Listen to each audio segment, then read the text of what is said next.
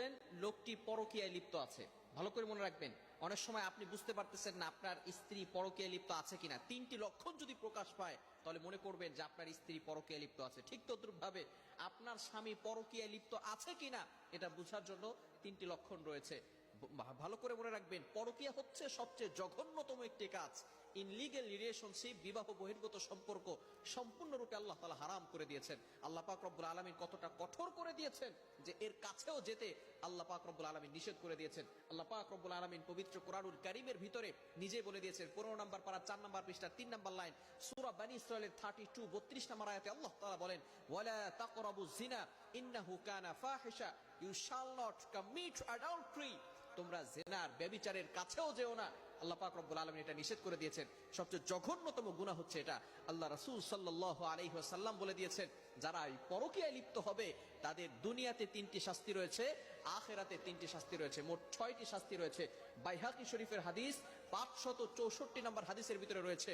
আল্লাহ রাসূল সাল্লাল্লাহু আলাইহি ওয়াসাল্লাম বলে দিয়েছেন, যেই 3টি শাস্তি দুনিয়াতে দেওয়া হবে, দুনিয়াতে আল্লাহ পাক রব্বুল আলামিন দিবেন, এই 3টি হচ্ছে প্রধান লক্ষণ।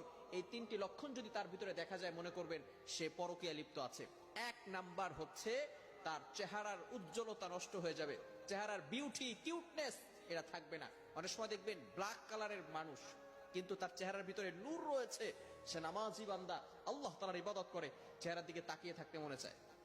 আবার অনেক মানুষ আছে খুব সুন্দর সাদা চামড়ার মানুষ, কিন্তু চেহারার ভিতরে কোনো নূর নেই, কোনো আলো নেই, কেমন যেন দেখতে অনেক বিশ্রী লাগে।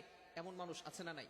অনেক মানুষ এমন দেখা যায়। তো এই ক্ষেত্রে ভালো করে মনে রাখতে হবে, যারা পরকীয়ায় লিপ্ত হবে আল্লাহ পাক রব্বুল আলামিন দুনিয়াতেই তাদেরকে শাস্তি দিবেন। বাইহাকী শরীফের হাদিস 564 নম্বর হাদিসের ভিতরে রাসূল সাল্লাল্লাহু আলাইহি সাল্লাম নিজে বলে দিয়েছেন, তার 1 নাম্বার লক্ষণ হচ্ছে তার চেহারার বিউটি কিউটনেস এটা নষ্ট হয়ে যাবে, 1 নাম্বার। দ্বিতীয় নাম্বার হচ্ছে যে তার জন্য দারিদ্রতা চিরস্থায়ী হবে, অর্থাৎ তার কাছ থেকে কখনো দারিদ্রতা দূর হবে না, একের পর এক অভাব শুধু আসতেই থাকবে, সে কখনো ধনী হতে পারবে না।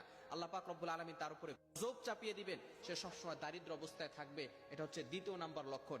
এবং তৃতীয় নাম্বার লক্ষণ হচ্ছে তার আয়ু সংকীর্ণ হয়ে যাবে, তার হায়াত সংকীর্ণ হয়ে যাবে। এটা হচ্ছে তৃতীয় নাম্বার লক্ষণ। এজন্য আমরা সবসময় চিন্তা করব যে হারাম কাজ কখনো আমরা করব না।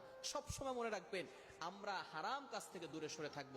যদি হারাম কাজ থেকে দূরে সরে থাকতে পারি, তাহলে আল্লাহ পাক রব্বুল আলামিন ওই ঘরের ভিতরে রহমত নাজিল করবেন, বারাকা নাজিল করবেন, সকল বিপদ আপদ থেকে আল্লাহ পাক রব্বুল আলামিন হেফাজত করবেন। মনে রাখবেন, স্বামী স্ত্রীর সম্পর্কটা হচ্ছে একেবারে এতটা গভীর একটা সম্পর্ক, এই ভালোবাসা অন্য কোথাও আল্লাহ পাক রব্বুল আলামিন দেন নাই। স্বামী স্ত্রীর সম্পর্কের যে ভালোবাসাটা রয়েছে, এটা অন্যরকম একটি